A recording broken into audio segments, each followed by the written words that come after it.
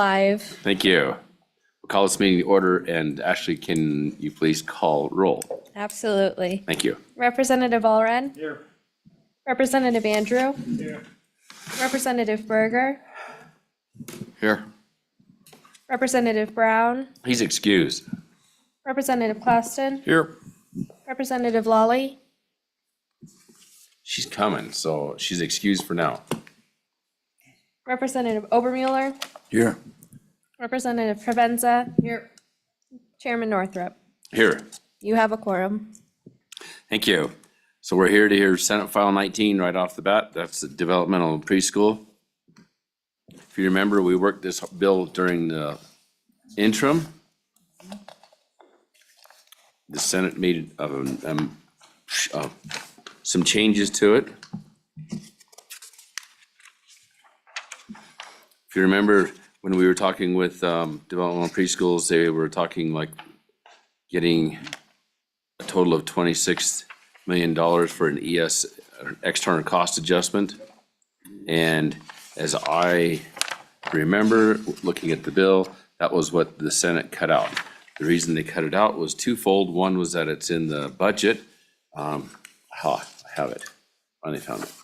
The budget of the House is at $16,387,104 as an ECA, and the Senate has $12,290,328. As it was introduced, it was $26,156,000. So, as I have talked with people on that number, that we can come up with a justifiable for the 26 or for the 16 or the 12, depends on how you'd want to juggle the numbers, but 26 is probably a little high. Okay. Anybody have anything you want to add on the bill? I'd like to hear from the public. That's why I asked, if you guys want to talk, so. You want me to talk yet, or? No, we're gonna take public comment. You missed your chance. Anybody from the department want to talk on it?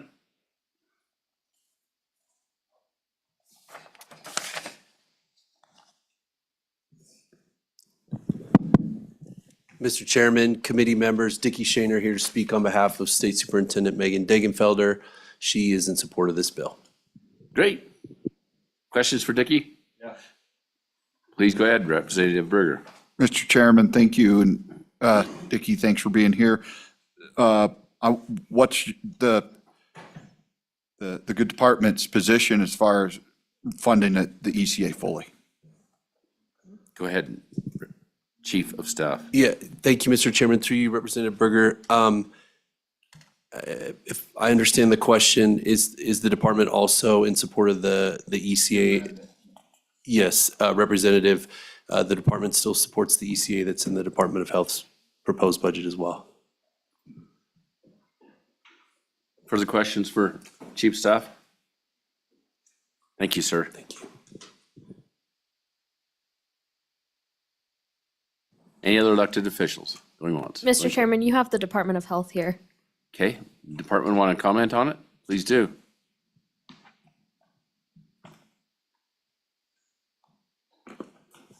Welcome. Good afternoon, Mr. Chairman, members of the committee. My name is Matt Petrie. I'm the Senior Administrator of the Behavioral Health Division in the Department of Health. We administer the program in conjunction with the Department of Education. We too stand in support of the bill, and I would just be happy to answer any questions. I'll ask the question nobody's going to ask.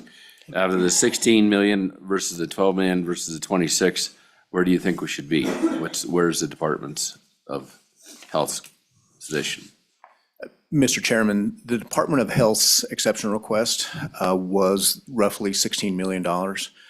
That was calculated using the existing methodology that would be changed under this bill.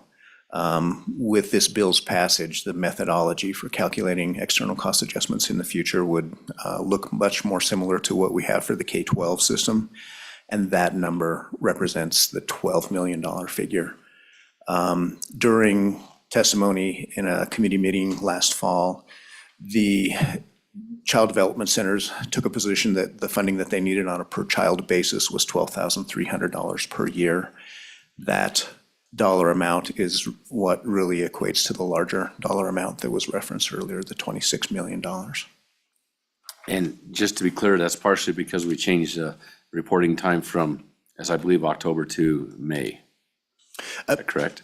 Mr. Chairman, the change in the date for reporting child count does not really impact the amount of the appropriation or the funding. It will, I think, have a beneficial effect for the child development centers because I think it's just more representative of their child population. Excellent, excellent. Okay. Anybody else have any questions for me? Mr. Petrie, go ahead. Representative Berger. Thanks, Mr. Chairman. So again, back to these ECAs, where does that get us in as far as funding levels and being competitive and finding better employees and staffing these facilities better? Mr. Chairman, Representative Berger, I think that regardless of whether there's a $12 million appropriation, a 16, or a $24 million appropriation, I think that funding is badly needed by the child development centers and would certainly benefit them in terms of staffing, retaining staff, recruiting staff. But you know, just in terms of relativity, obviously a $24 million appropriation is going to be more beneficial to the system than a $12 million appropriation. The one thing that I may just touch on briefly in terms of clarification is that the bill itself, while it changes the methodology for calculating external cost adjustments and it changes the date that children are counted for appropriation purposes, it does not change the timing of external cost adjustments. So statutorily, we would still be obligated to come to you on an annual basis and ask for an annual cost adjustment. So in the general session next year, we would be back as well with a new request for whatever that external cost adjustment amounted to. Further questions for Mr. Petrie? Go ahead, Representative Provenza. Thank you, Mr. Chairman. Maybe this was already said, but you can answer this. There was an amendment by the, I think, Senate Appropriations that deletes providing an appropriation. Do you have any background on that discussion? Go ahead, sir. Mr. Chairman, Representative Provenza, I do not. Further questions? Thank you. Great, thank you. Would anybody else like to comment on the bill? Please come forward. Please come forward and fill the chairs.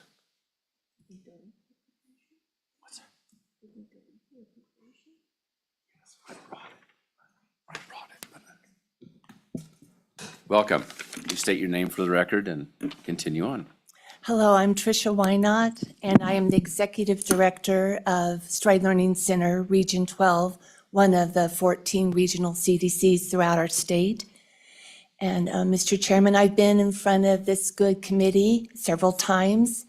And first and foremost, I want to thank you for this work because you listened. You listened to our need and you understood the critical moment that we're facing in the state of Wyoming for all the child development centers. So first and foremost, thank you.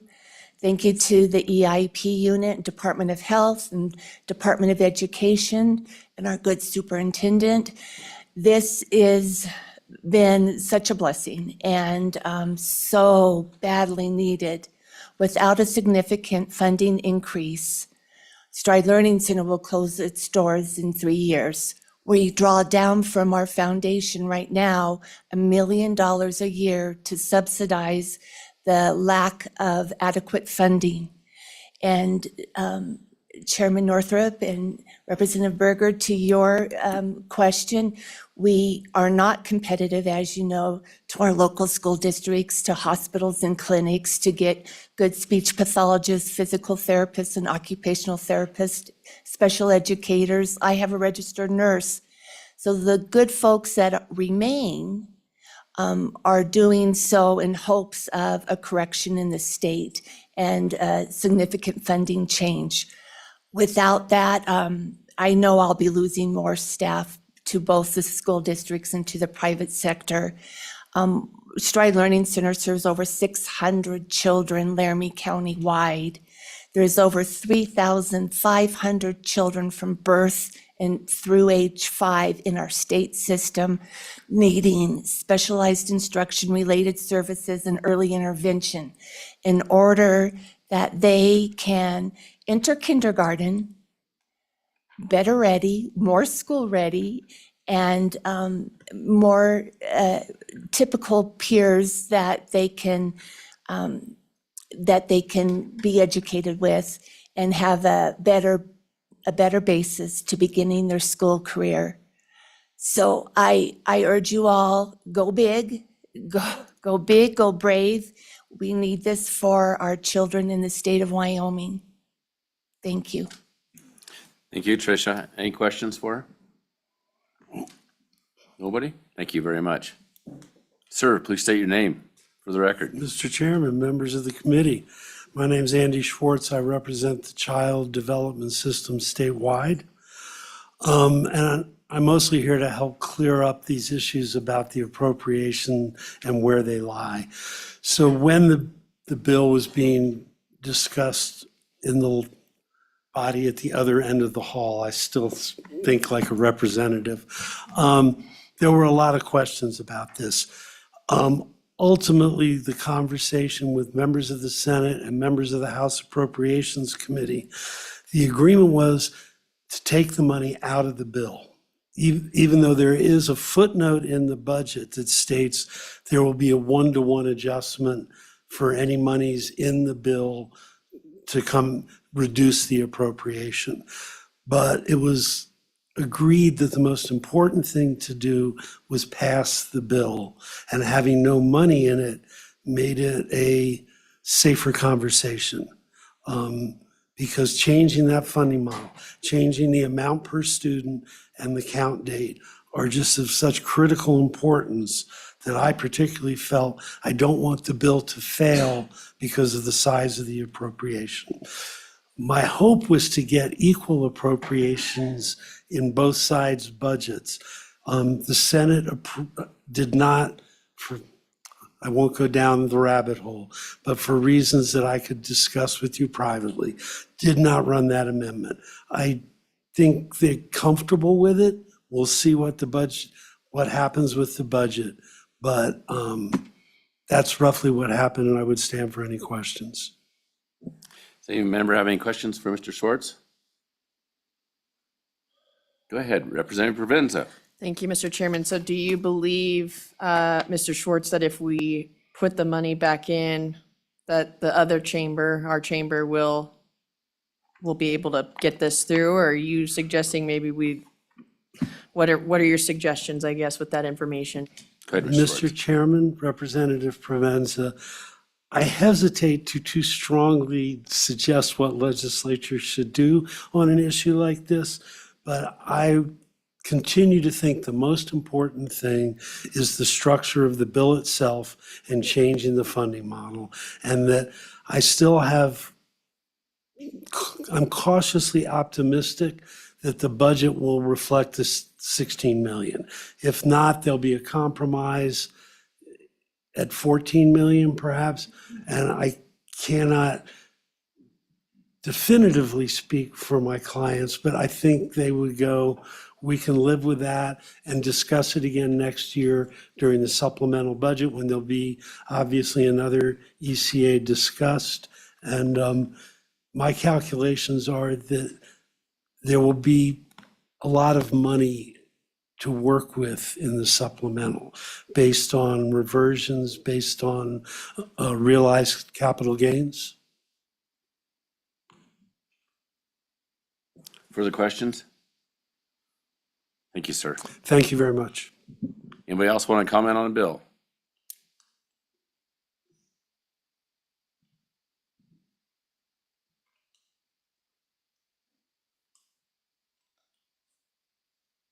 Welcome. Thank you, Mr. Chairman. Brian Farmer, Wyoming School Boards Association. With me is Dr. Boyd Brown, also of Wyoming School Boards Association. Mr. Chairman, just want to spend just a second to reinforce the importance of Wyoming's developmental preschool programs. Under federal law, under the Individuals with Disability in Education Act, IDEA, we as a state have an obligation to provide services to even our early learners. So those early learners are oftentimes receiving their special services through these developmental preschool programs. That is something that our K-12 system is not prepared to deliver services at this time. And so remember, when we talk about special education in the K-12 system, we have that 100% reimbursement model. And so these are very effective programs at being efficient with state resources, with delivering those services, and most importantly, preparing those kids for the K-12 system. Those young learners with early needs are being prepared, are kindergarten ready, or at least closer to kindergarten ready, and that helps then when they get to the K-12 system. So as those learners enter K-12, it's really important that they have the services that they need. So this bill helps to provide the necessary resources to those programs. You just heard from a previous speaker about the possibility of one here in the capital city going away. That would be a travesty to our state to lose any of these systems because they serve a need that we are mandated to provide. And beyond that, they provide for those early learners to help them be ready for kindergarten and ready to go when they hit our system. With that, I'd like to pass it over to Dr. Brown to talk a little bit about his experience as a superintendent. Mr. Chairman, Boyd Brown, Wyoming School Boards Association again. I've been superintendent in 3 different districts. I can tell you that the developmental preschools in all the counties that I've worked with have done an exceptional job of trying to work to do what we call child find, and that's any of the students out there that might have any special needs, and working with those kids all the way from birth, all the way up through the time they would come into our schools. They do a great job of working with the schools and having an individual education plan with each one of those students with the school that they're going to go into, whether it's in Laramie County, Campbell County, Sheridan County, wherever it was at. They did a great job of doing those transitions. So again, as you're very aware, there has been inflation out there. They do, in my opinion, they do deserve an external cost adjustment to keep them working. And the people that do those jobs really do a great job of getting our kids as prepared as they can to come into the K-12 program. So very supportive of trying to help them and do the best that we can for them as we move forward. Thank you, Dr. Brown. Don't you think that this program is actually one of those pay me now or pay me later, except when you pay it later, you're going to exponentially increase that? Mr. Chairman, I would answer that question with the study that Picus and Auden did on early childhood for you. And I think that it's even more important for our students that have developmental delays or special needs, that they get that opportunity to get as good a jump start as they can. So the short answer is yes. It would be good for all students, in my opinion, but it's extremely important for our students that are developmentally delayed. Thank you, sir. Questions, comments? Go ahead. Representative Clauston. Thank you, Mr. Chair. Mr. Farmer, if you could help us with this. We've heard repeatedly the importance of pre-kindergarten, early learning language skills, helping these kids early on pays off, and we're trying to get this 3rd grade reading up. Instead of me looking for it, could you provide the committee maybe with some studies or research that backs up the importance of pre-kindergarten? Absolutely. Mr. Chairman. Please go ahead. Mr. Chairman, perhaps the best study and best resource is the one that Dr. Brown referred to in the 2020 recalibration report, which is on the legislature site, but we'll get that to you. An issue that was looked into in 2015 as well by Picus and Auden, but they have some really good data on exactly what Mr. Chairman just talked about in terms of the pay me now or pay me later, sort of the early investment pays off. So certainly the studies from Picus and Auden is good, but there are additional things out there. We'll look for that and get some to you. Further questions for the gentleman? Thank you, guys. Oh, we do. Representative Berger. Thanks, Mr. Chairman. Gentlemen, we always talk about developmental preschool funding.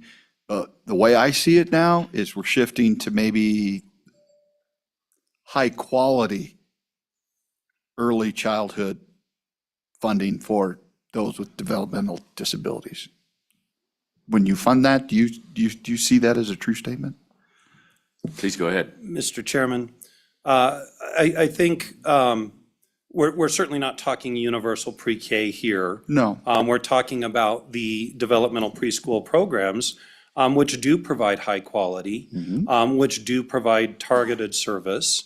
They are providing service to both a special population, a needed developmentally delayed special education service, and they have very high-quality staff. Sorry, sometimes we steal your staff. They come to work at the school districts.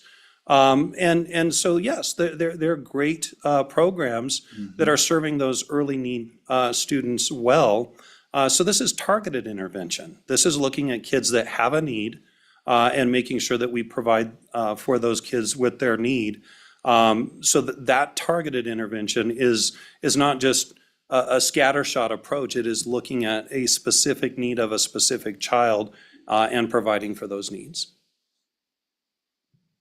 Mr. Chairman, Please go ahead. and possibly speaking out of line just a little bit, just knowing that it's very difficult to find special ed teachers as a school district, and I can only imagine trying to run a developmental center and trying to find as many people as I would need. I know that there are times when we had psychologist positions open year-round, and knowing that they are working to try to get therapists and different things, I could only imagine how hard it is to fill just the positions. So I feel like there's probably a large challenge to do that in different places. One more question. Go ahead, Follow up. Representative Berger. So we talk about K-12, but wouldn't you agree, and I get us saying K-12, but wouldn't you agree that this is more 0 to 21? Because they age out, a lot of these developmental disabled kids age out at 21, and it's a long process. It's 21 years of their life of going through this high-quality education, high-quality experiences that I feel that we have in Wyoming. And but it's more than K-12. It's more than 0 to 5. It's until they're 21. And trying to get them after they're 21 to transition in the world so that they can find a job, so that they can be loved. They have those proper supports in the communities, which I think we do as adult disabled, but it's a huge transition. And it takes 21 years to do it. Mr. Chairman. Please go ahead. So certainly there are a wide spectrum of students that are served. Those with the very highest of needs, sometimes that is something that is a lifetime for them. That is something that I experienced. My sister had that experience. She grew up having needs for very special care, needing that intense special education and service and programming. She didn't make it to 21, but that was her life. That was what the system did for her. Other children, sometimes by serving their need early, you are able to ensure that they don't have future challenges. You target it in time so that that child with a speech issue, that child with an occupational therapy type issue can have that resolved and return to a regular classroom where that child is able to integrate fully and move forward and their educational need is met. Again, federal law mandates that we do this for our early learners as well. So there is federal mandate before that kindergarten age. And as you know, in Wyoming, we don't mandate kindergarten. So that early learner has opportunity for service through developmental programs. And certainly, our K-12 system is providing services for students beyond that year 18 up until they age out at 21. All right, thank you, guys. Anybody else want to comment on Senate File 19? Mr. Chairman, you do have some individuals online today, if you'd like to hear that. Yes, please let them all in. Alrighty. So I'll start with Courtney Hill because they have their hand up. And whenever you are ready.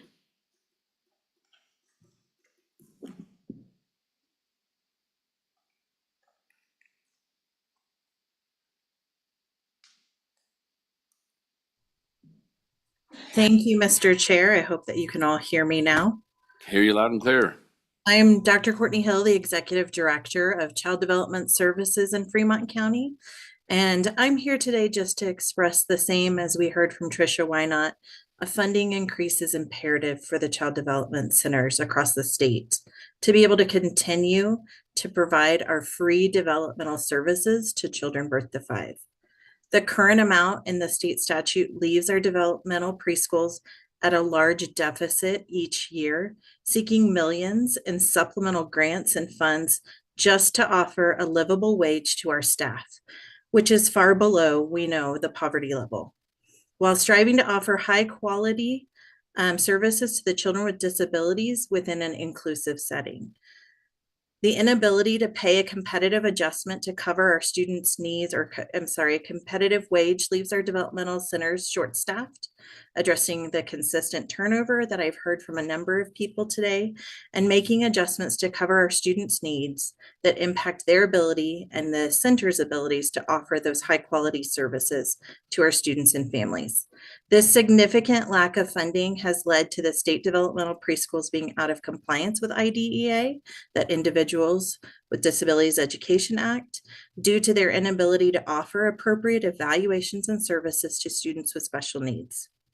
The current funding model doesn't take into account of inflation. We're hoping that that gets put back in and isn't voted on in the other committees, and that increase of cost of living is essential. The current funding model that we have today has really affected us even more so since the pandemic. We are seeing an increase in acuity with our students. That means that the disabilities and the needs are increasing twofold for each of our children, and we're unable to sustain quality care within our preschools.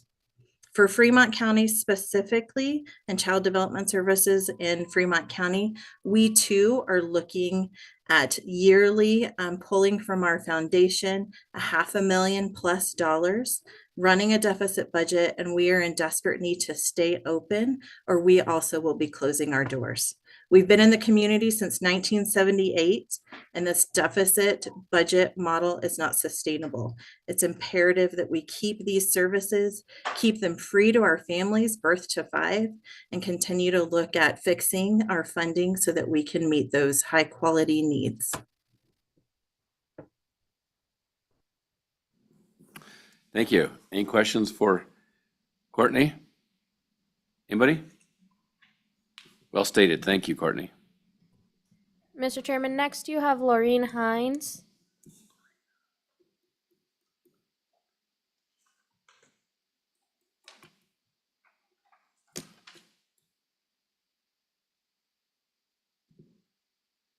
Good afternoon. Welcome.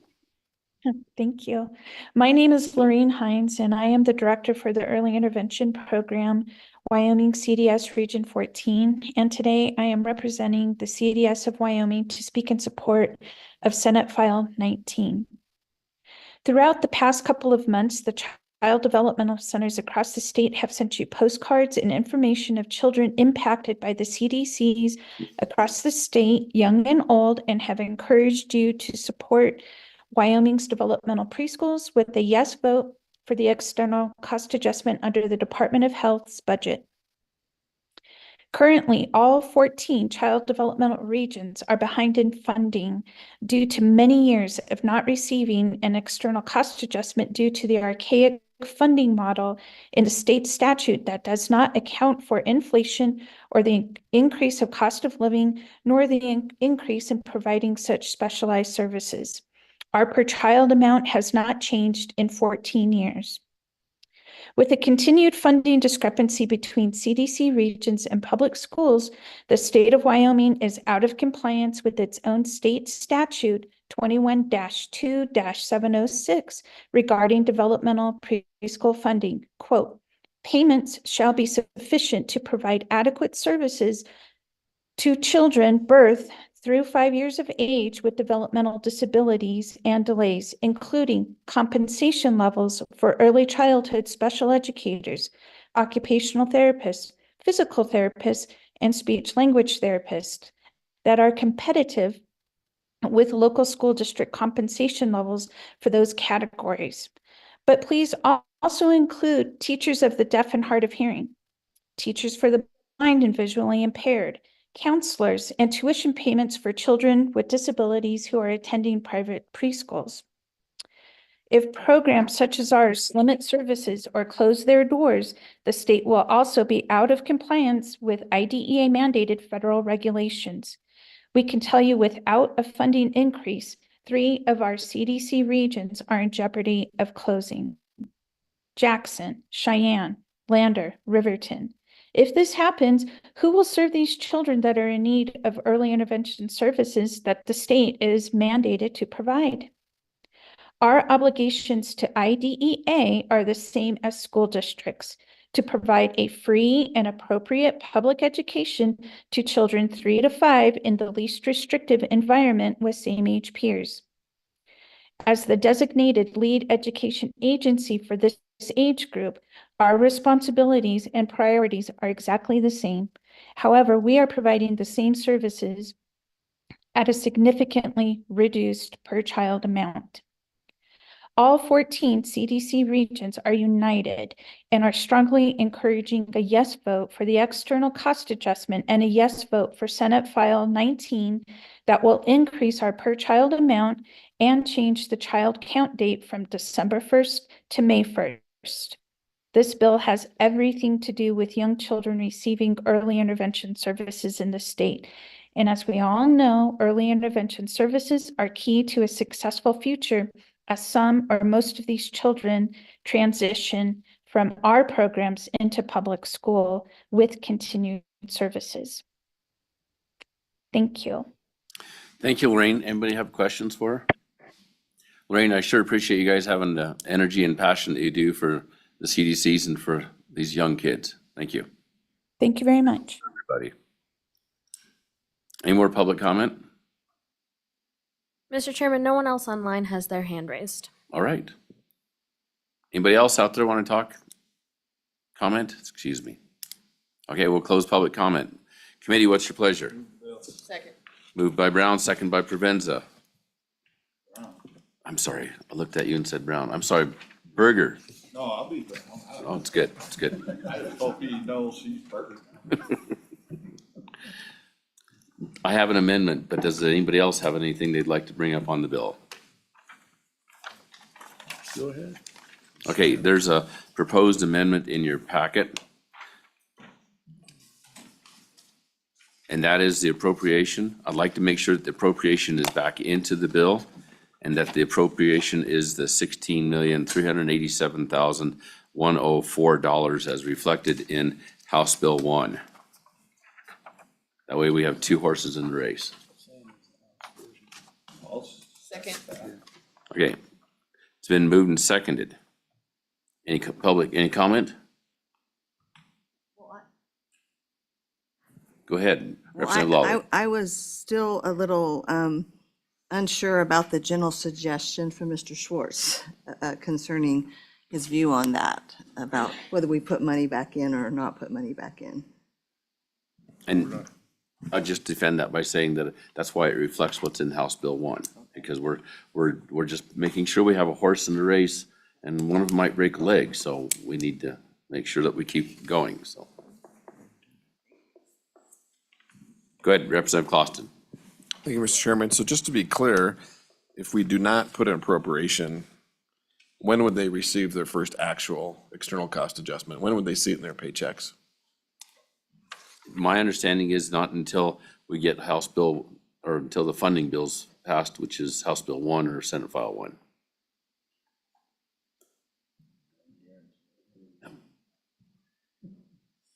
So, Which might not happen, right? not, We don't know. I'm not privy to that, so I'm just playing my cards, that's all I got.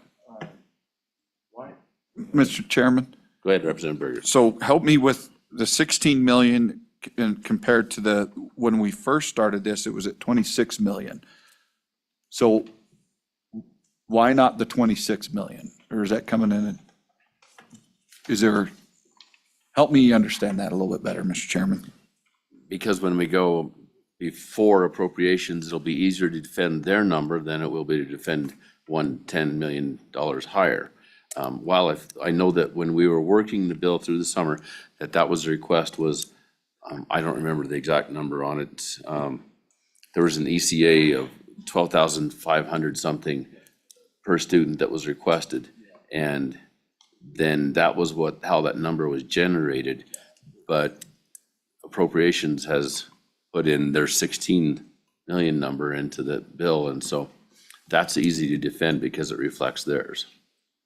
So we can go for the big number and go before appropriations after they've worked the budget and see what happens, or we can go for a likewise number and it'll be a wash with them. That's why I chose a like number. Anybody else? Gosh, do I have a second? Second. Moved by me, seconded by Obermueller. Question? All right, all those in favor signify by saying aye. Aye. Those opposed? That amendment's passed. Further amendments on the bill.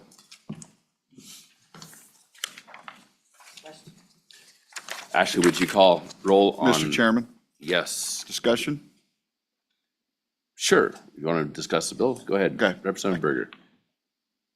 I just want to say how important these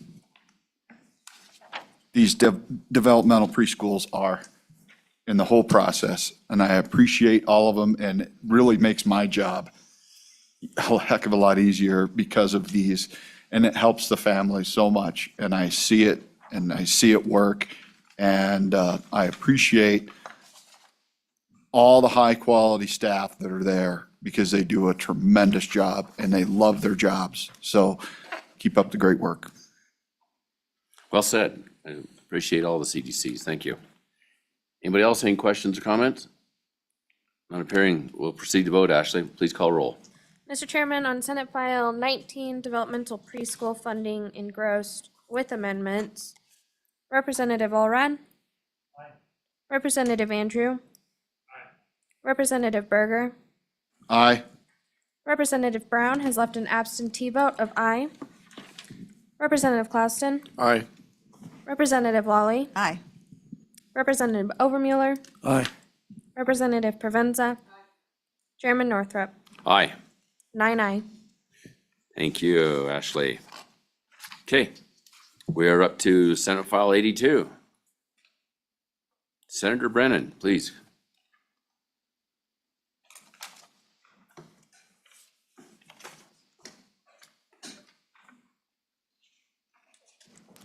Thank you, Chairman Northrup, members of the committee. I'm here to present to you Senate File 82, the Summer Vacation Preservation Act.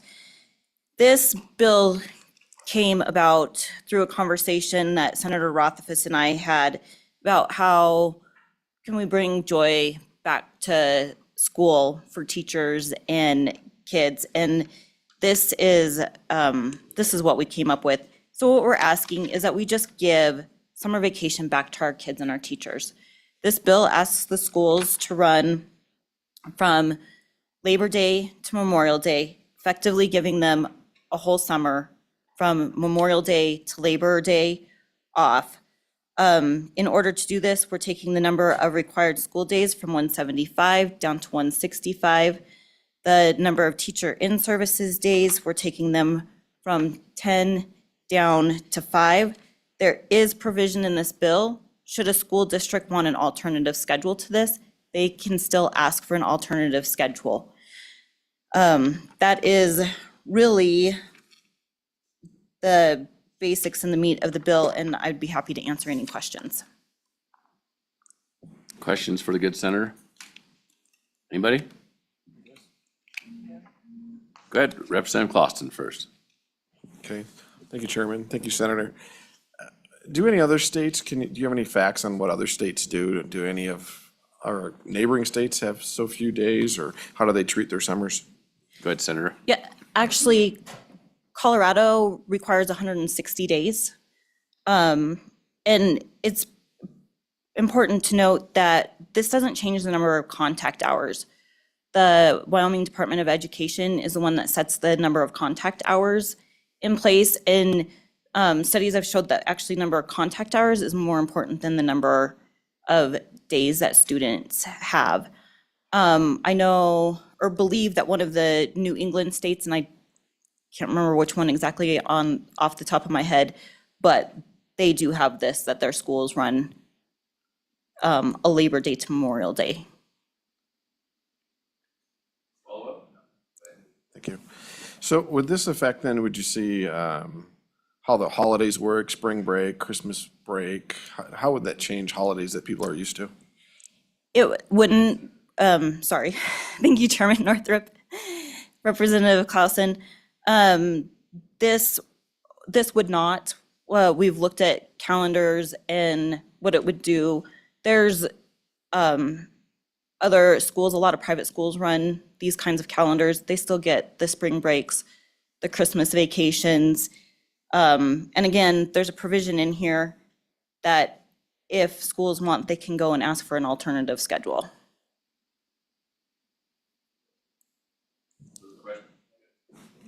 Further questions? Go ahead. Thank you, Mr. Chair. So when I calculate this is about a 9% decrease in number of days worked. And we pay our teachers by days. So would we be cutting the salaries of our teachers? This does not, Go ahead. sorry, Chairman Northrup, Representative Claus, I get excited to talk. My apologies. This does not, if you look at the fiscal note, this does not go in and do anything to the block grant. So the districts will still get that same amount of money and they will be able to pay their teachers for what they're working right now. Are you good, Representative Clausen? So just a final one, being on the State Board of Education, some of the school districts had gone from a 5-day to a 4-day school week. And who that really affected then was some of our hourly employees, some of our bus drivers, and they all saw less income because they're an hourly employee and they're not working as many days. So just how do you think that's going to affect our hourly employees in the school districts? Go ahead, Senator. It could potentially cut some hours for some of those. But as I have been out in the community, talked with teachers, talked with parents, this is something that they really want. So.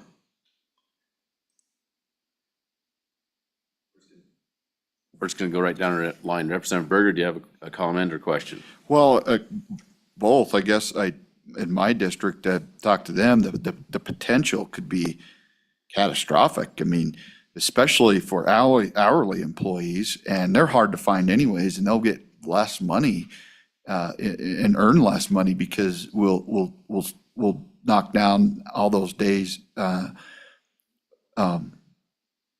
Instead of 185 days, we'd be back down to 170. But my biggest issue would this open the door to possibly saying, okay, you're not working 185 days anymore, and the state and recalibration say it's only 170, we're going to drop the ADM. You know, I really see that. It doesn't say it in this bill, but the potential for that is there. That's what I see. Senator? Again, we're not touching the block grant. I think that the intent of the legislature is we know that we need teachers. Teachers need a break. They need a respite. This is what that gives them. And we can continue to pay the teachers what they're making now. Representative Lawley, go ahead. Thank you, Mr. Chairman. Thank you for being here, Senator Brennan. I have a few questions that a constituent sent me, and I think I know the answer to them, but I want your confirmation that there's nothing in this bill that would prohibit summer school programs. No, And, sorry, Chairman Northrop. Go ahead. thank you. Thank you, Mr. Chairman. Follow up. Well, I've got about 3 questions. So, Good, we'll do a couple follow-ups. all right. What about professional learning or what they call professional development days? Could those be done during the summer as well? Go ahead, Senator. Chairman Northrop, Representative Lawley, yes, those could be done during the summer. Have another Continue follow-up? Thank you, Mr. Chairman. What about fall athletics? Can they start practicing before the start of the school? That would put some coaches, I suppose, in a situation, but I just wondered what you view that in terms of the bill. Senator Brennan, please. Chairman Northrop, Representative Lawley, I think that's a great reason to pass this bill is fall athletics a lot of times start before this anyways, and those kids and families can't take those vacations. So we're asking for teachers and families to have those vacations. This might delay those athletics a little bit from starting, but they'll still start before. This doesn't touch those athletics. Again, it gives that vacation to our teachers and our students. Just one more One more, follow-up. go ahead. All right, thank you, Mr. Chairman. Senator Brennan, how does this affect something we, as conservatives, really value, which is local control? I know there's a local, you can kind of get, I guess, opt out or get permission. I'm not really sure how that process works for an alternative schedule, but kind of us mandating for districts what they should do. Really, most of the districts in my district kind of follow generally this kind of a schedule. So I just wonder where we come down, telling districts exactly how they have to conduct their schedules. What's your thoughts on that? Thank you, Chairman Northrop. Representative Lawley, that the beauty of this bill is that we're giving 15 days back to teachers and students and allowing districts then to run the calendar that they really want to, which is Labor Day to Memorial Day. Representative Obermuller, you have a question? Yeah, thank you, Mr. Chairman. Just a quick one. Where you said that you moved the service days, in-service days from 12 to 5, where is that in this bill? From 10 to 5. Senator Brennan, please. Let me.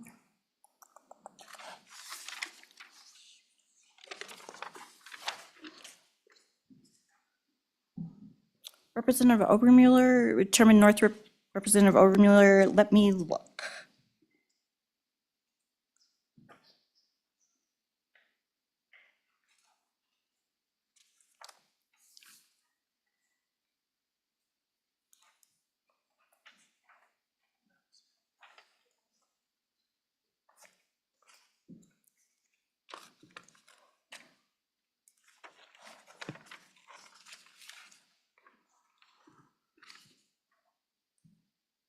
Might have to get back to you on that one.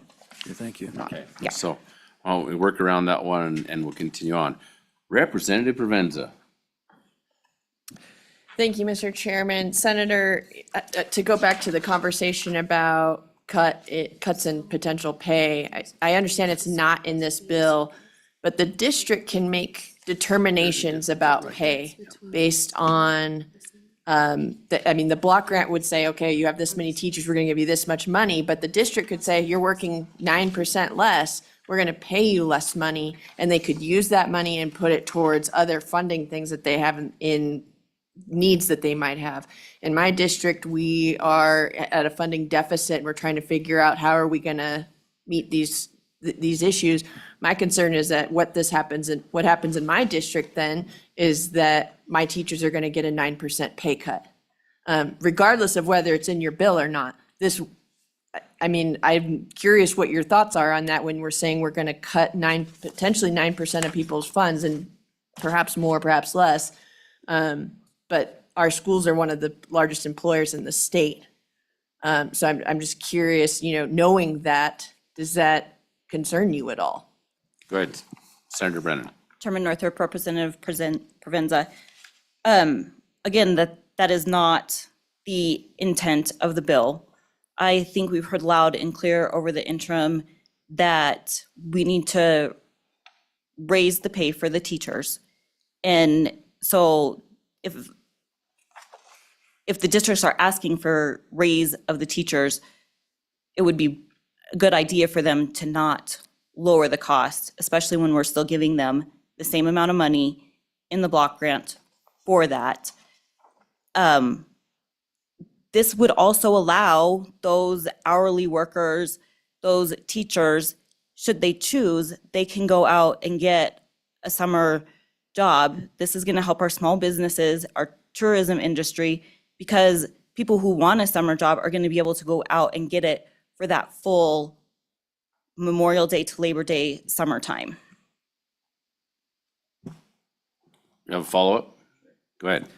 I guess my concern is that we're in litigation, and I think everybody would love to pay their teachers more, but we have not funded education appropriately. And in doing that, then when we give this potential bone to administrators, the staff are going to suffer.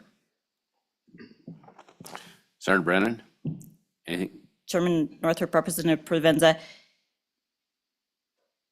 we're doing at the state what we're supposed to do. We're not touching the block grant. We're giving that money to them. We talk about local control. This will be a local control. Go back to Representative Obermuller. I think he's figured out the 5 days. Yeah, the 5 days have been figured out, but that's not what I was going to do. Go ahead, go back. I'm just following up on the block grant. So it doesn't affect the block grant for now. Have you looked at how it affects the block grant at the next recalibration? Senator?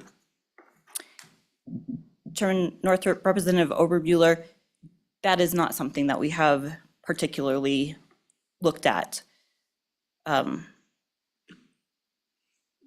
But Go ahead, Representative Allred. Thank you, Chairman. Senator, I've talked with my superintendent, and I think I read this in here, but just assure me. He says he's fine with this as long as we can have our own schedule that we have now and keep going. This is just an alternative for those who want to take it. If we're in a position where we want to be, we can stay there. Is that correct? Go ahead, Senator. Chairman Northrop, Representative Allred, yes, that is absolutely correct. One thing in doing this bill is we did not want to prohibit, say that there is a school district that wants to do year-round. Now, I don't know why with the weather in Wyoming you'd want to go year-round, but if there was a district that wanted to do year-round, we don't want to prohibit that. We're just saying if you run a more traditional calendar, let's give those teachers and those students that much-needed break and rest and give them a true summer vacation like they deserve.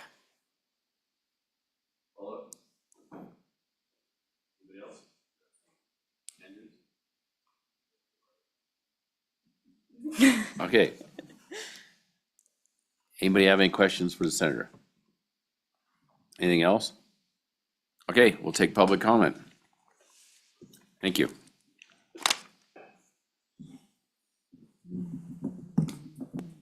Pass that down.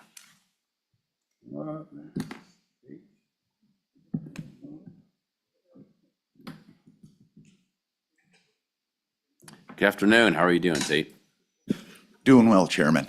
Chairman, members of the committee, Tate Mullen, I'm the Government Relations Director for the Wyoming Education Association. To be fair and transparent right out of the gate, we did appreciate the intent of the bill. Anything that tries to benefit our teachers, we do appreciate that. And at the time in Senate Education Committee, we hadn't taken a clear position on the bill. We were assessing some of the concerns that were brought up here. And in assessing those and hearing from our membership, we have changed from a position of not supporting or not against to an against position for the concerns that were raised here today. And I'd like to address a few of those. So yes, it does not change the block grant. What we have seen and what we have heard, our teachers' experience in a couple of districts, is that it does then provide districts the opportunity to reduce those contract hours, right? So we negotiate. There are some districts out there that negotiate their contracts. And when they negotiate that contract, it could mean a 9% reduction in pay for them. It does mean a reduction in pay for those districts that adopt this for our hourly employees. To the question about in-service days, the idea that the PD could be done during the summer, that is outside of contract. Your PD should be done within your contract days, so it is not an unfunded mandate. We do have concerns what impact it may have on the block grant, but I think I want to come back to full circle. The intent was to provide some relief for our educators, and again, I appreciate that. But the unintended consequence, without reducing the standards and the testing first, we are requiring educators to get the same amount of work done in a shorter period of time. That is not a reprieve for them. That increases their workload and it increases their stress. So with that, I'll stand for any questions. As I remember, excuse me, Tate, as I remember in the last recalibration, that there was a study by, and I thought it was Pica Snowden, but I may be incorrect, that said that a longer school year with actually days starting in the later in the year, or not later in the year, I'm sorry, later in the day, so that middle school students actually do better, middle school and high school students do better when they go to school at 10 o'clock and work later into the afternoon, instead of getting them up at 7 o'clock in the morning, put them on a bus and have them to school at 8. Do I remember that correctly? Chairman Northrop, that is my recollection as well.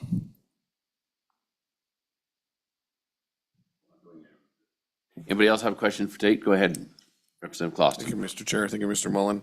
You know, I think in my profession, I've been doing it 30-some years, and every time I go to an education thing, it kind of, my professional development, right? It motivates me. I find those valuable. Do we hear that from our teachers, that the professional development days and learning is still valuable to them? Go ahead, Tate. Chairman Northrop, Representative Clauston, I'm going to give that a it depends answer, right? There's a number of professional development pieces out there that are incredibly invaluable that I know that our educators love. There's also it's kind of like a conference, right? Like sometimes you go to a conference and you pick one of the breakouts and you're like, well, I thought this was going to be a little bit better than it was. And that holds true with some of our professional development as well. Some of those are just not as amazing as others. But do our educators value professional development? Absolutely, they do. Any questions, comments, follow-up? Anybody else have a question or comment for Tate? All right, thank you for your comments. Good afternoon, sir. How are you doing? Excuse me. Mr. Chairman, Bill Winnie, Sublette County. I'm doing just fine, Mr. Chairman. I have some thoughts for you. I support the bill, and one of the reasons is there's an incredible number of things that our young people do in the summertime. I had the wonderful opportunity, longer ago than I'd like to admit, during 2 summers to go to Philmont Scout Ranch. That takes probably about 20 to 25 days out of a summer. It's 10 days on a trek out on the ranch, and then the transportation to and from and so on. We have the Boundary Waters Canoe Area that the Boy Scouts run up in northern Minnesota. And again, those things take time, and they can't be done in the wintertime. So making sure that we have the amount of time they need for those things is important. I'd also like to talk a little bit about teachers, hourly workers, whomever. You know, the Representative Provenza brought up the issue of pay, and it was otherwise brought up about school bus drivers and their pay. I submit to you that you're going to have to hold them harmless.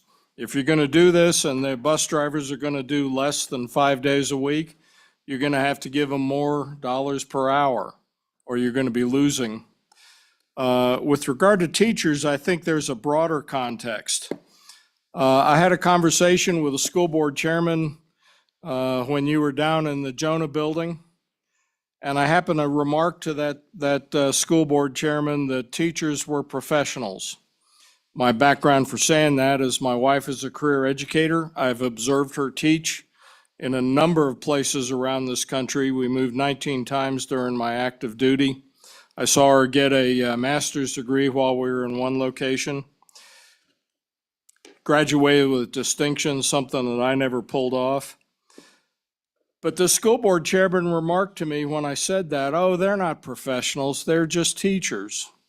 And after I picked my jaw up off the floor, the school board chairman went on to say, you know, they don't work during the summer, and had some other things like that.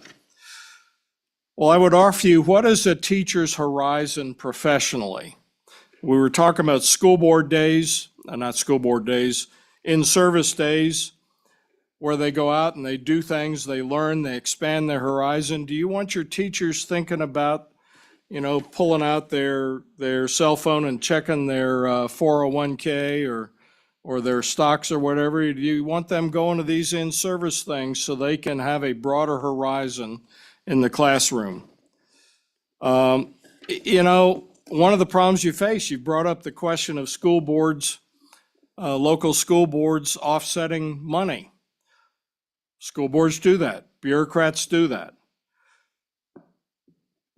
Down in the Jonah building, I had an opportunity to observe one of your body who is no longer in the body, went out to the fishbowl, as they called it. There was a teacher there with a class. You've heard me say this before, Mr. Chairman, but bear with me. You know, and he said, gee, you have a small class. I think she had something like 23 or 24 students. And this teacher looks at him and says, well, no, I've got one of the smaller ones in the school. Most classes are up around 28 or so. If you can reduce this classroom size enough, you can free up money to do something else with it. You know, you end up in the thing, figures lie and bureaucrats figure, and they're running the numbers, and like it or not, you got to make the budget work, and I got that. But I'd ask you, where is your heart? Do you want those teachers, in this example, going to these in-service things and expanding horizons, or do you want to make the budget come out right? I don't have any magic answers for that last one, but I got the idea. Subject to your questions, thank you. Thank you, Mr. Winnie. I think that you certainly have done very well in your career, being a captain of two military units, two naval units, I'm sorry, so two captains of the ship, so you've done a great job. Thank you for your comments. The Benjamin Franklin, a ballistic missile submarine, nuclear powered, was like driving a spaceship. I had a ball, and the people on it, both ships, were fantastic. They would do anything and do it better than I could ask them. Subject to your questions, thank you. Due to your leadership, thank you. Anybody have questions for Mr. Winnie? Thank you, sir. Welcome back.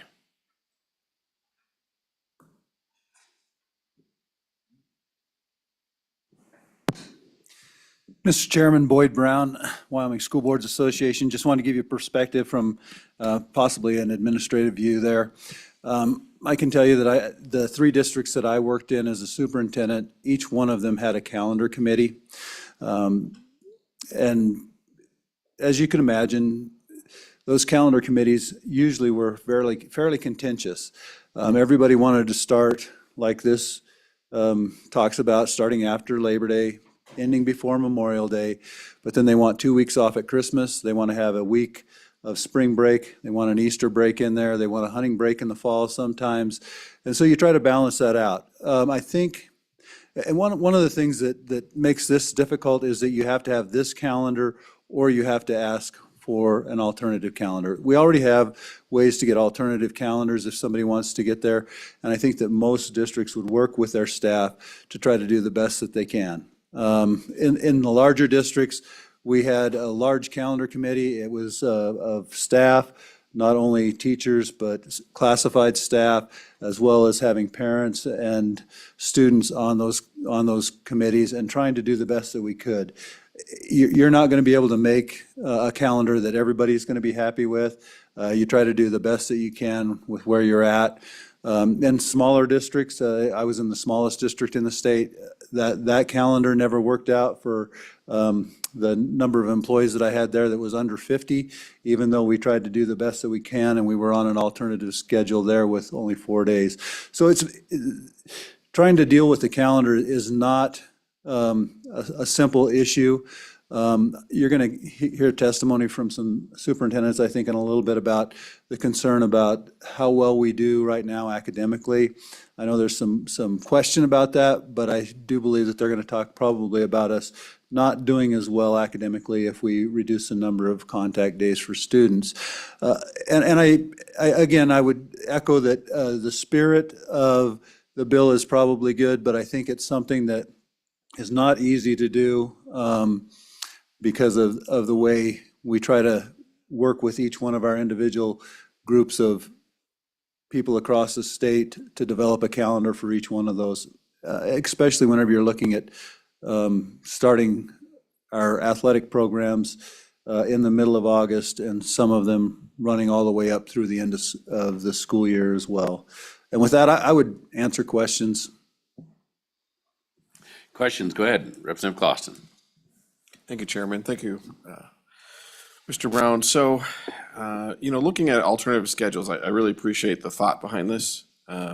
There's studies out there that said some of the best performing countries in the world actually go 6 weeks on or 8 weeks on and then 2 or 3 weeks off. I guess, question to you is, do you think the school boards, the school districts in the state would be open to looking at all kinds of different schedules? Not just this longer one. We know there's kind of a learning creep. The longer we take off, the more we have to make up. So are you hearing anything from your members? They would look at other alternative schedules in the state? Go ahead, Mr. Brown. Mr. Chairman, Representative Clausen, yes. And I'll go all the way from looking at year-round school. We've had proposals to do year-round school in at least 2 of the districts that I've been in. Have not been able to implement those at times. And the year-round school really looks at more breaks and shorter breaks throughout the year. Again, possibly mirroring some of the countries that do perform a little bit better than the United States across out there. And then again, want to just talk a little bit about Chairman Northrup's question about moving start times back for older students because of their circadian rhythms and stuff. I know that there have been, at least in 2 districts that I worked in, the look at doing that. So I think there's that opportunity out there, and I think school districts do that at different times. We have not, at least to my awareness, we've not gone to a year-round school in Wyoming at this point. We do have some of our secondary schools that are starting after 9 o'clock, though. And I think some of those are performing, some of our better performing secondary schools as well. Further questions? Representative Berger, go ahead. Thank you, Mr. Chairman. And Mr. Brown, do schedules, is there research out there on schedules that are better for mental health, not just for teachers or staff or anyone, but obviously for students that relate to their better mental health? Is there one tell-all schedule out there for that? Go ahead, Dr. Boyd Brown.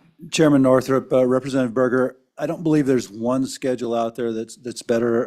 Again, I think that there are a multitude of different ways to do that. And I do believe that how you resource that time and what you do during that time and what teachers use that time for, what counselors use that time for is almost as important as the amount of time that you have there. Go ahead, Representative Obermuller. Thank you, Mr. Chairman. So to your knowledge, does the decision we make today, should we go with this bill, impact in any way the next recalibration? Go ahead, Dr. Boyd Brown. Mr. Chairman, Representative Obermuller, that's not written in the bill, but my internal thoughts are that that would be something that would be looked at as we move forward into recalibration. Representative Lawley, please go ahead. Thank you, Mr. Chairman. Dr. Brown, largest school district in my district does a process of offering 3 options, which then the teachers, the parents, and the public can vote on, and then they go with that one. Do you know of any other districts that do it that way, so they're getting a lot of public input into some different scheduling options? Go ahead, Dr. Brown. Mr. Chairman, Representative Lawley, I don't think that that's uncommon out there. I think that's a very common practice from districts, whether they do it exactly like your district does it, but trying to get as much broad input as they can into the calendars is very common. Okay, further questions? Nothing on the left? Nothing on the right? Thank you. Thank you. Anybody else want public comment? Actually, we'll start letting people in on Zoom too, please. Please state your name, sir. Mark Moody, just a regular citizen here in Laramie County. I support this bill 100%. It's not only a pro-family bill because everybody wants to be with their children, all types of families, but also pro-teachers. We've heard, again, give them a longer break. I could say that because my mother was in education for 30 years. She would love to have a longer break.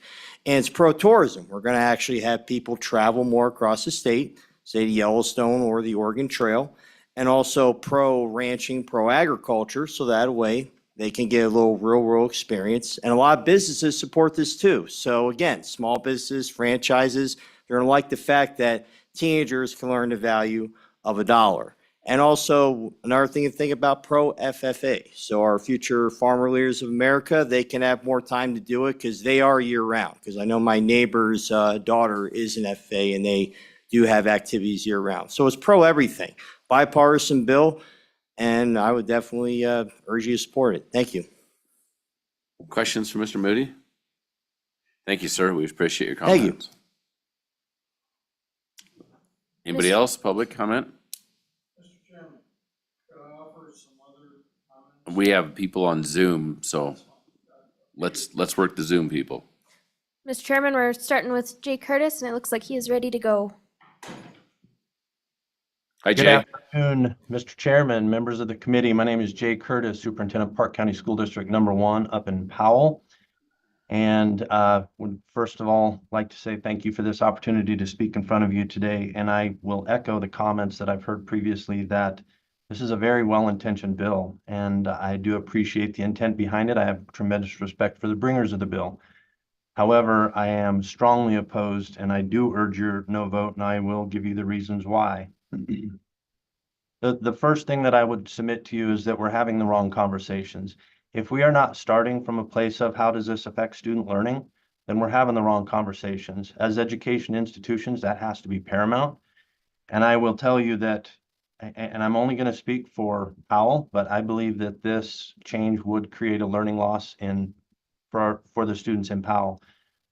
Couple things that go into that. Number one, the longer the summer, the more learning creep, as Representative Clauston had stated earlier. And the first couple weeks of school is always a process of getting kids back in the habit of going to school. They get into the routines. We're recovering stuff from last year. And if we're delaying that for my district, we start 2 weeks before Labor Day. If we do that, then we're not starting that recapture of learning until Labor Day. But I think probably the largest impact on student learning will be that reduction in professional learning time for our teachers. In Powell, we are a 4.5-day school week, and we have not only the 10 days that we have to to provide professional development for our teachers throughout the year, or we also take 16 professional development Fridays throughout the year where I call it responsive professional development.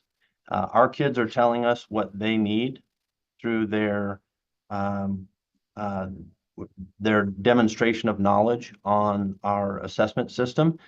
And we take that information, we assess the problem, and then we learn what we need to learn to make that better. So reducing by 5 days, number one, I think is a problem for the professional development days. But in addition to that, if I have to cram the entire calendar in between Labor Day and Memorial Day, then I haven't run the exact numbers, but I think it severely restricts our ability to provide those professional development Fridays. I would also touch on a few things that have already been talked about, but number one, that is 10 fewer days of pay for our hourly employees. And the idea that we can hold them harmless, I think, is more complex than it would appear on the surface. In addition to that, we're asking a whole large group of parents to pay for 10 extra days of childcare in the summer. And if you go even deeper on that, we're also taking 10 fewer days that there is a very large population of students in every school district in this state that will not be getting hot meals for breakfast, and they will not be getting hot meals for lunch for 10 more days. I think that this disproportionately affects low-income families. I don't say that as a buzz or a way to try and shape the conversation, but I do think that that is a very real issue, and it's certainly something that we in Powell think of when we start thinking about the reduction of school days. I think that this issue is far more complex than a simple bill that comes through that reduces 10 days of contact time and reduces 5 days of professional development time. The ripple effect through everything that we do is, I believe, could be catastrophic. And I certainly can hear the argument that, oh, well, you can apply for an alternative calendar. Big problem with that is that is not an easy process. And granted, full transparency, I have not done one of those in about 10 years. We were on a 4-day school week when I was in Meeteetse, but it's a pretty rigorous process to apply for an exception. You have to do public meetings, you have to do surveys, you have to provide the research behind what you're doing. And I get that you should have those things anyway, but for the purposes of applying to do something that we already believe is best for kids, I think we're just creating unnecessary burdens on districts. I can actually take you through every single piece of our calendar, when we start, when our breaks are, how we take our breaks, and I can tell you the why behind it right now. Right now, this bill, I cannot tell you the why behind cramming everything between Labor Day and Memorial Day, other than we think that it might be better for morale. And I would submit to you that I actually think that that is incorrect thinking. I think well-timed breaks throughout the year are far more impactful for morale and mental health than having 2 extra weeks in the summer.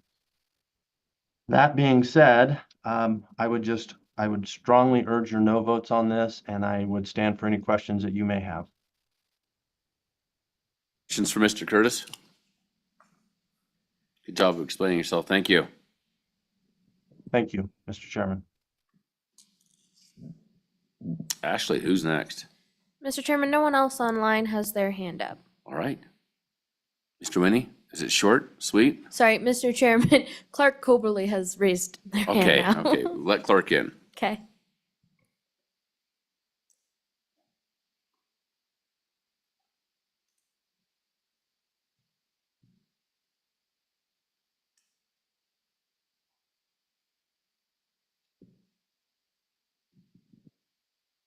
Morning, or afternoon, Chairman Northrup and the Education Committee. First of all, my name is Clark Coberly. I'm the superintendent at Weston 7 in Upton. and I apologize for my incompetency in operating Zoom. Thank you for your service and commitment to the students and educators in the state of Wyoming and having this robust conversation about the learning year. Please know that your work is appreciated. I also appreciate the spirit of this bill, expressing a way to support teachers and students, and a joy for education is very refreshing. Yet I am not certain this is the time is right for such a change or the changes in statute that are proposed. For full disclosure, Weston 7, we are in the 5th year of operating under a 4-day week alternate schedule. We have 150 student days and 169 staff days. And our student contact time, when we transitioned from a 5-day week to a 4-day week, we actually increased our contact time, hourly contact time with students, which was one of the benefits or one of the driving forces of why we made that change. And our current schedule, we exceed the required contact time by at least 50 minutes. At the high school, we exceed it, or excuse me, 50 hours. We exceed it by 73 hours at the high school. So it is possible to make the school day work in fewer days, but it might not be what's best for all students. It's what's worked well for us. But I can't say that that would be something that is beneficial for all districts. We came to this decision by involving staff members and other community members, stakeholders, into the decision to figure out how to best leverage our activity schedule, other family activities that go on throughout the course of the year.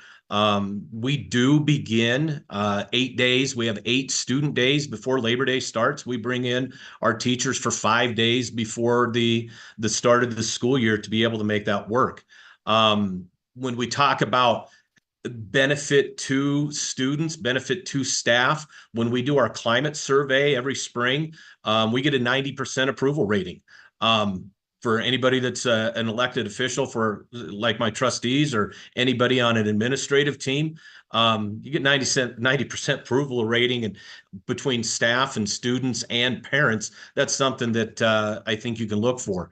Our staff members also share with me personally that they appreciate the alternate schedule that we've been able to put together and the mechanism that's in place to be able to do that. With that, to touch on Superintendent Curtis's thoughts on professional development, our 19 days of professional development, 10 of those days we do dedicate to working, doing deeper work as a professional learning community in our district. We are able to go deeper into the work that we do as professionals, but we're also able to bring in trainers into the district or send staff out of the district to attain training. In doing so, we are not taking away from student contact time. We preserve that towards Fridays or the beginning of the school year to make that work so that we can keep that student contact time in place that we've been able to do.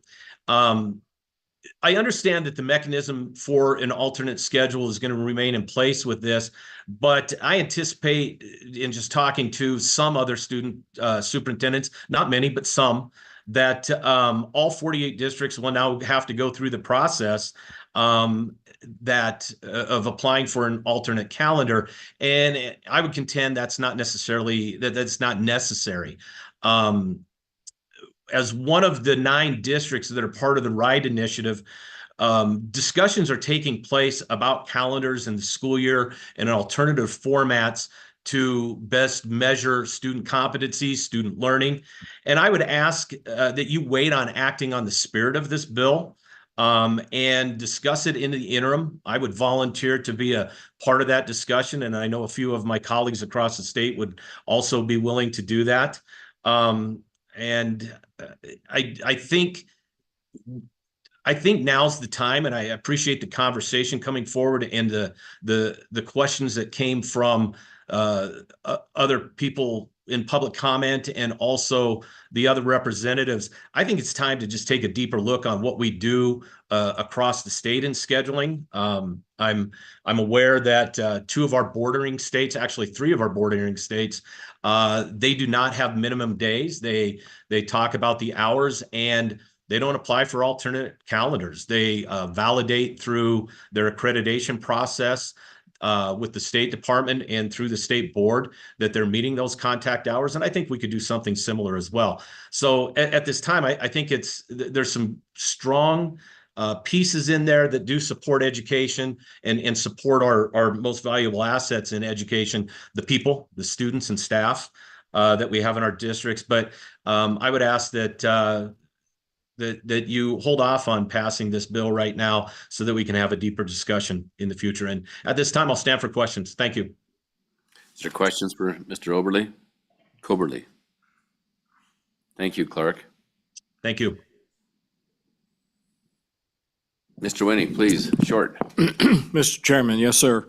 I like the way that Mr. Coberly has a midshipman's cap in the background. I wore one of those for longer than I'd like to admit. An unspoken theme, if you listen to several people talking here, is people's minds work in the background.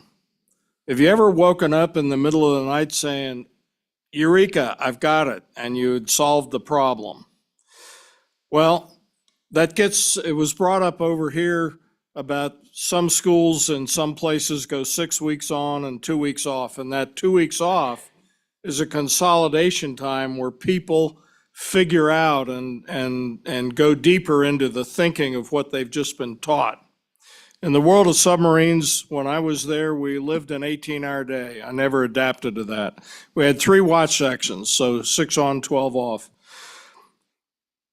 But one of the big things we faced was a operational reactor safeguards exam, and a big portion of that was casualty drill performance. That basically was a ballet. You had to figure out whether it was a fire or a steam leak or flooding or reactor scram.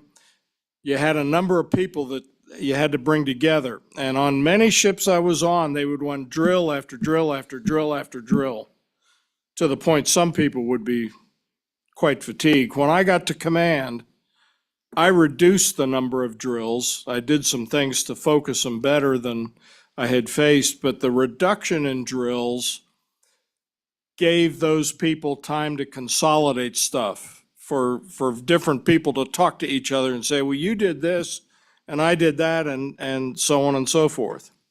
The upshot of that was I got an excellent grade on a reactor safeguards exam.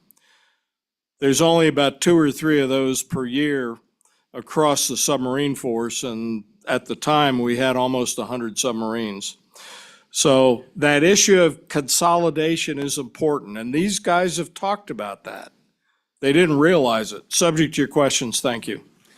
Thank you, Mr. Winnie. Questions for him? Comments? Thank you, sir. Anybody else? Anybody else? Public comment? We'll close public comment. Committee, what's your pleasure on the bill? Moved by Berger, second by Representative Andrew. I know. Okay, anything on the bill? We'll go through it. Senator Brennan, would you like to come up and go through it with us, or do you have any comments on the bill before we run through it?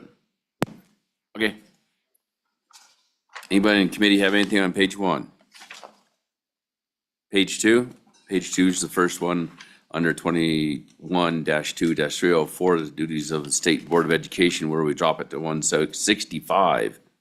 Then 21-4-301 at the bottom of page 2 drops it again to 165 on page 3.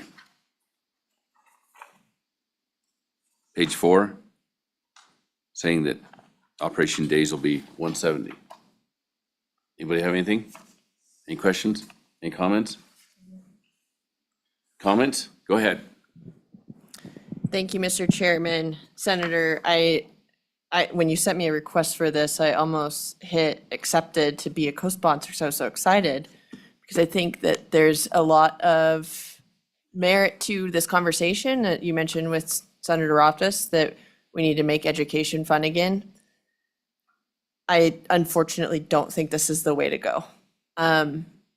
I mean, just hearing the commentary that we had from superintendents, that these different schedules, the longer breaks, I think that having it potentially discussion in the interim about how can we better schedule our schools? In addition to how do we kind of deregulate some of the standards that we've created? Because while we have an excellent education system, we have burdened our teachers and our students.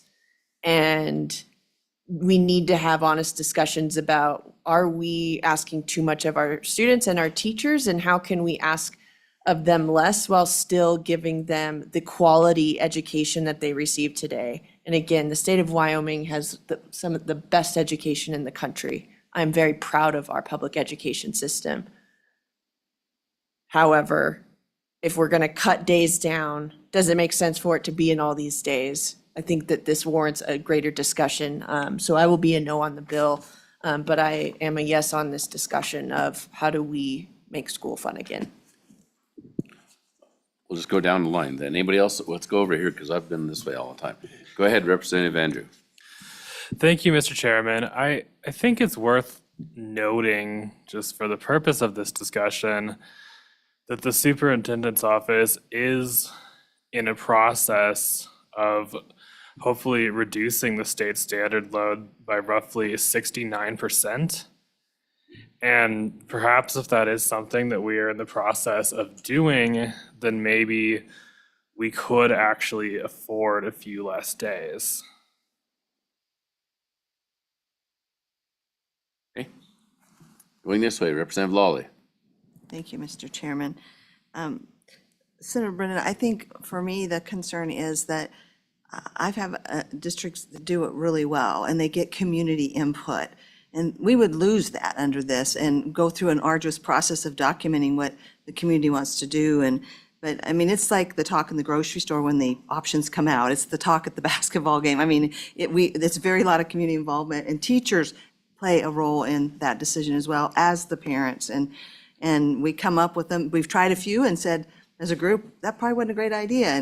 But I'm just saying that we'll lose that. And I think for me, that local control, the community involvement that comes in that decision has been very valuable. So that's my issue with it. And, if it was a suggestion maybe that people do it, but it's not. It's setting something as a standard at the state level, and districts really have to go to a lot of effort to sort of opt out. And it just works well in my district already. And I really hesitate to try to do it any other way. But I do completely agree with the spirit behind it. And I want to make school fun again.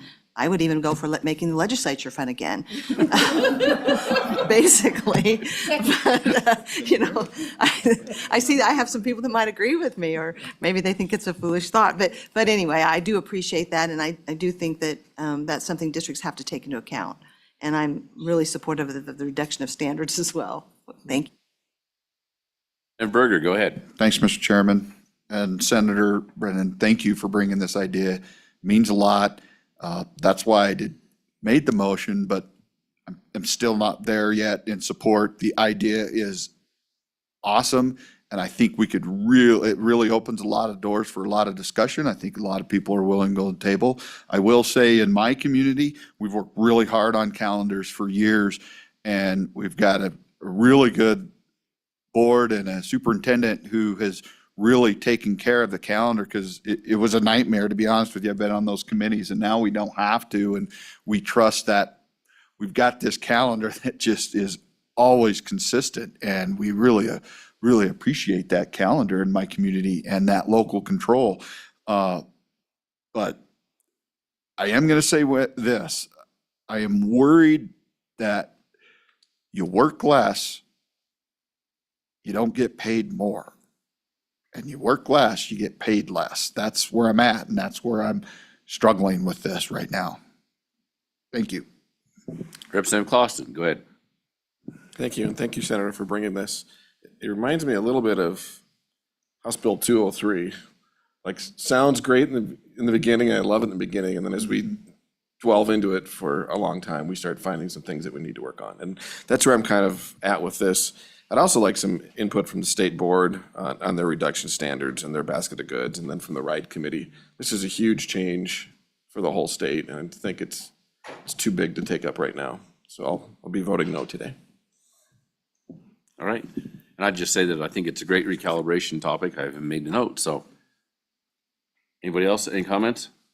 None occurring, we'll proceed to vote. Ashley, will you call a roll, please? Mr. Chairman, on Senate File 82, Summer Vacation Preservation Act. Representative Allred? No. Representative Andrew? Representative Berger? No. Representative Brown has left an absentee vote of no. Representative Clouston? No. Representative Lawley? No. Representative Obermueller? No. Representative Provenza?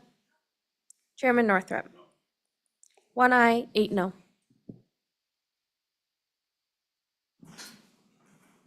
Committee, owing to the lateness of the time, we're going to start Senator Kolb's bill. We're going to take public comment on it because people may have driven here to to give that comment. And then we're going to adjourn and pick it back up on Monday. So that's my plan. As a show of hands, anybody here to testify for Senator Kolb's, give public comment on Senator Kolb's bill? Nobody. All right.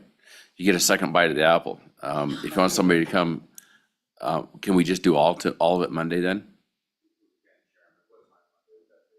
At noon recess.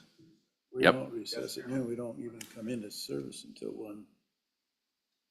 We don't? No, we're adjourned until. Well, then let's hear the bill real quickly. I didn't hear that. It's 10 a.m. on Monday, isn't it? Oh, I thought. Well, let's hear the bill and then I'll research it while you're doing that. Find out what our Monday schedule is. Should I continue, Chairman? Please, go ahead. Well, I was going to say I'm here to make schools safety and security funding fun again. But- Fun again. Good luck. This is, well, it's been a long week, Chairman. This bill is an act that really is creating a firearms school property account. And it involves for costs related to possession of firearms training on school property, authorizing rulemaking and providing continuous appropriation for providing an effective date of July 1, 24. The statute that is what is being, this funding is addressing a statute we currently have, 21.3, 122C, III, A, and B is the statutes already in place that allows this to happen. And then under 21.3, 132, and that is the funding as per the school board's authority. What's important to note is the school board, the entity has complete authority. It's all local control. They can choose to do it or not. This would allow a funding mechanism for districts that maybe don't have the financial ability to do this, and it's purely optional. And there's a method for them to wait up to a year before they submit their request for reimbursement. But it really would help, I believe, the less well-off districts, maybe districts that would like to do this but can't. And if the districts don't want to do this, they don't have to. It's all optional. No one's pushing anything on anybody. I know it's been said before, but it's all local control. I'll stop there, Mr. Chairman, and take any questions that might come up from the committee, if I may. Okay. So in the time I found out that we are coming back in at 10 a.m. Monday morning. Yep. Okay. Any questions or comments for the good senator? Go ahead. Representative Clouston. Thank you, Mr. Chair. Thank you, Senator. To me, the funding doesn't seem to be nearly enough. If we're going to allow guns, in all of our schools, I can tell you the district I came from, we spent tons of money. We hired 5 resource officers. We train our staff 28 hours a year, and then after that, it's 12 hours every year. This doesn't even cover what we do at our district at all. What are you thinking about expanding this funding to help? If we're going to have guns in school, I think we need a larger mechanism of funding than this. Senator Kolb. Chairman North, Representative Clouston, of course. This was a beginning point. This was to start a program, find out how many people would participate into that program. So it is a starting off point. Certainly if this committee thought was in its best interest to do that, I certainly think that's a good idea. Further questions? Go ahead, Representative Provenza. Thank you, Mr. Chairman. Senator Kolb, the funding comes from the School Foundation Program, and of course, anytime that comes up, I'm again concerned about litigation, taking more money from schools, and in this case, to guns. I'm not sure how that, I'm a little worried about what that'll look like in a lawsuit. Would you be opposed to changing that funding from the general fund? Senator Kolb, go ahead. Well, Chairman Northrop, Representative Provenza, this committee will do what it likes to do. I think it's good where it is. The reason why is that, the old saying, an ounce of prevention is worth a pound of cure. This isn't, buying Glocks for people. This is training for people that may wish to utilize a weapon if the school board would so authorize. That's all it's doing. I'll leave it to the deference of the board of where you may wish to make a change. I'm okay with the way it is here. I'm not going to be oppositional to that. Thank you, Mr. Chairman. Follow-up? Yeah, I guess separate question. We just passed through the House Bill 125, I believe, which essentially, I don't, with all the amendments, I'm not 100% sure where that ended up, but that bill repealed some of those local decisions of school boards and the training requirements, and some of the requirements that were associated with this issue. And so I guess, how is this going to fit in if we pass both of those bills? If we dramatically change our statutes on armed teachers and then with this bill? Chairman Senator Northrop, Kolb, go ahead. Representative Provenza, I'm not sure how they interact. Or they haven't become law. I don't know what the outcome's going to be if there is differences between conference committees. So I really don't feel comfortable in commenting about this. And I wouldn't want to say something that I, wouldn't really understand. I think that this is, if I understand the bill you're talking about, if I can recall that, I don't know why that would interact with that. This is me, unless there's a repeal on 21.3, 122C, III, A, and B, I don't see why it would affect this at all. I think they're two separate issues. Further comments? Go ahead, Representative Clausen. Just a question. I'm looking through here, thank you, Senator, Mr. Chair. Looking through here, what it could all be used for. I mean, I don't know if it needs to be specific or it's not specific on purpose. I'm thinking training of staff, SRO, our officers, biometric safes to store the guns in the schools. When you wrote this, did you guys have an intent of exactly what it could be used for? Or is this pretty wide open to anything dealing with guns and gun safety? Go ahead, sir. Chairman Northrop, Representative Clauston, specifically Wyoming Statute 21.3, 132C, III, A, and B. It is laid out in statute what it can be used for, but I think it's a wide range of gun training. I'm sure safes would fit underneath there. Anything to do with safely handling firearms, as existed in statute now for a while. Okay, go ahead, Representative Obermiller. Thank you, Mr. Chairman. So I'm always thinking in terms of liabilities. Does this create some kind of implied liability if some incident had happened in a school district and they hadn't applied for this money and didn't have the training? All of a sudden, there's this liability created because we had this in statute. Go ahead, sir. Go ahead. Chairman Northrop, Representative Obermiller, this does not have any obligation built into statute. I mean, the courts may, I suppose, interpret it a certain way because you could make that case if you were an attorney. But clearly in statute, it allows an option, deliberately so, to allow local choice, which we've always allowed and preferred. Representative Provenza. Thank you, Mr. Chairman. So I looked at House Bill 125. Maybe I should look at the votes right now. I don't think the Senate has voted on it. It repeals this law. So it repeals all three, sorry, there's four. So at least four instances in which a statute is cited in here that is now will be repealed if that bill passes. Chairman Northrop, Good. Representative Provenza, the title of that bill title? Country zones. House Bill 125, repeal gun-free zones and preemption amendments, sponsored by Representative Haroldson. Chairman Northup, Representative Provenza, if there was something written in this bill to say that this would be called null and void if that bill fails, maybe that's a prudent thing to do.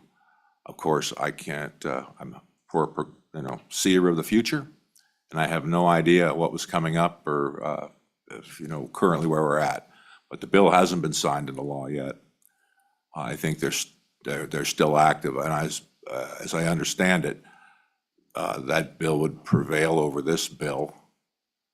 There wouldn't be a conflict if it repealed the statute that's based upon. So once again, I don't know what the liability is in working with this bill and moving it forward at this point. But thank you for the information, Chairman Northup, Representative Provenza. Questions or comments? Go ahead, Representative Berger. Thanks, Mr. Chairman, and Senator Kolb. I guess the question of liability is brought up, and if we're not going to vote, I mean, I think I'm going to, would be all right if I talk to my district and see what we're paying for liability on these, if it would increase that, or to talk to his insurance companies?